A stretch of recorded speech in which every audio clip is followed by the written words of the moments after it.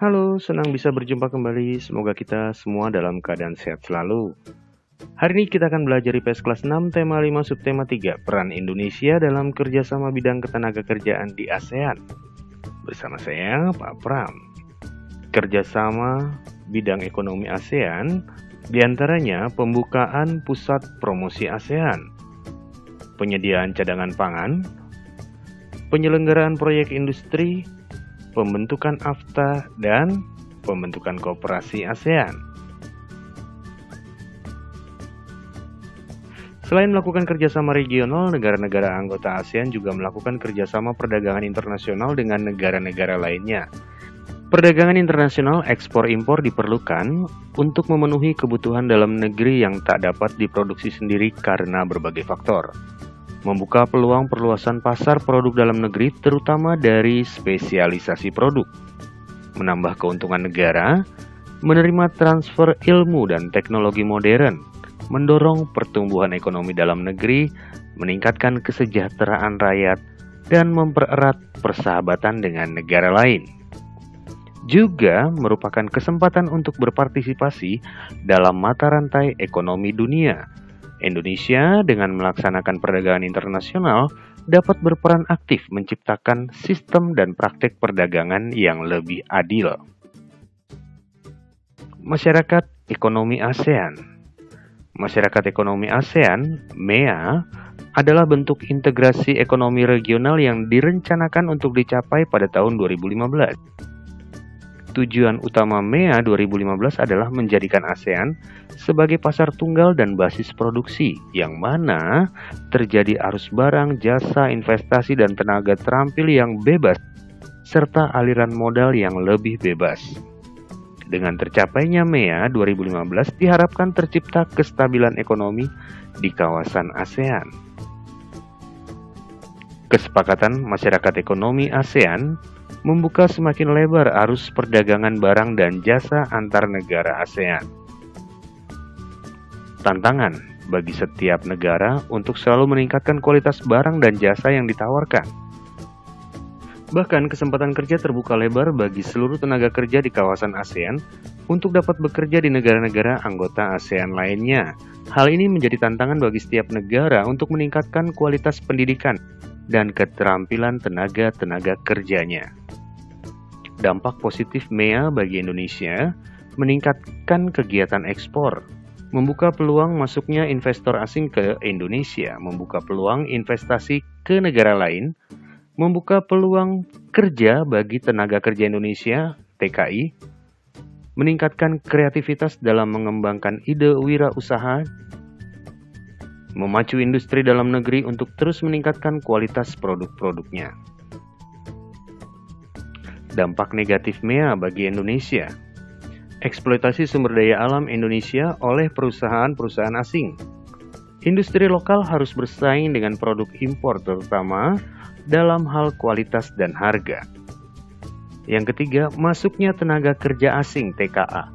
Tenaga kerja dalam negeri harus bersaing dengan TKA atau pencari kerja dari negara lain yang datang ke Indonesia. Kerjasama ASEAN dalam bidang ketenaga kerjaan. Orang Indonesia yang bekerja di luar negeri disebut sebagai tenaga kerja Indonesia (TKI). Secara khusus, tenaga kerja wanita asal Indonesia sering disebut sebagai tenaga kerja wanita atau TKW. Banyak orang Indonesia bekerja di luar negeri karena beberapa alasan, diantaranya tenaga mereka tidak terserap oleh lapangan kerja yang ada di Indonesia, harapan mendapat penghasilan yang lebih besar, dan adanya ajakan dari teman atau kerabat yang lebih dahulu bekerja di luar negeri. Untuk menangani berbagai permasalahan yang dialami para pekerja migran termasuk TKI, di dalam lingkup ASEAN dibuatlah berbagai kesepakatan dan kerjasama. Melalui konferensi tingkat tinggi ASEAN 31 di Manila, Filipina, disepakati ASEAN Consensus on Promotion and Protection of the Rights of Migrant Workers. Konsensus atau kesepakatan untuk meningkatkan perlindungan terhadap hak-hak pekerja migran dan keluarganya di kawasan ASEAN. Isi kesepakatan ASEAN terkait perlindungan hak-hak para pekerja migran yaitu pekerja migran berhak mendapatkan kunjungan dari anggota keluarganya. Pekerja migran berhak menyimpan dokumen pribadi termasuk paspor dan dokumen izin kerja. Hak mendapatkan kesetaraan hukum ketika ditahan atau dipenjara saat menunggu masa sidang, atau ditahan untuk alasan lainnya.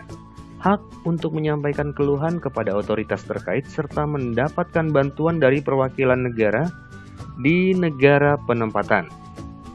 Hak mendapatkan kebebasan bergerak atau berpindah tempat di negara penempatan. Hak mendapatkan akses informasi ketenaga kerjaan, baik dari negara pengirim maupun negara penerima. Hak mendapatkan informasi terkait pekerjaan atau kondisi pekerjaan di negara penerima instansi, badan, atau agensi perekrutnya. Hak mendapatkan kontrak kerja atau dokumen layak lainnya yang berisi persyaratan kerja yang jelas. Hak mendapat perlakuan adil di tempat kerja. Hak mendapat akomodasi yang layak berdasarkan hukum, regulasi dan kebijakan nasional negara penerima. Hak mendapat remunerasi, tunjangan dan penghasilan yang layak dan adil. Hak mengirimkan pendapatan dan simpanannya melalui cara pengiriman apapun sesuai aturan yang berlaku di negara penerima.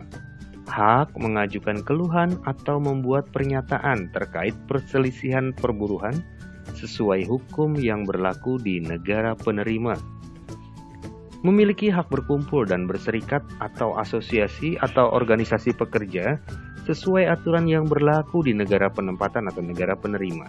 Upaya pemerintah untuk meningkatkan kualitas tenaga kerja Indonesia. Pemerintah perlu meningkatkan kualitas tenaga kerja Indonesia atau TKI agar mampu bersaing dengan tenaga-tenaga kerja dari negara lain. Upaya yang dilakukan pemerintah untuk meningkatkan kualitas TKI antara lain meningkatkan kualitas pendidikan nasional dengan wajib belajar 12 tahun. Pemerintah memberikan sarana pendidikan yang memadai, menyediakan pusat-pusat pelatihan tenaga kerja, memberikan pelatihan khusus kepada calon TKI dengan bekal keterampilan yang dibutuhkan di negara asing, serta mengadakan seleksi calon tenaga kerja yang akan diberangkatkan ke luar negeri. Terima kasih sudah belajar bersama saya. Sampai jumpa kembali dan salam sehat selalu.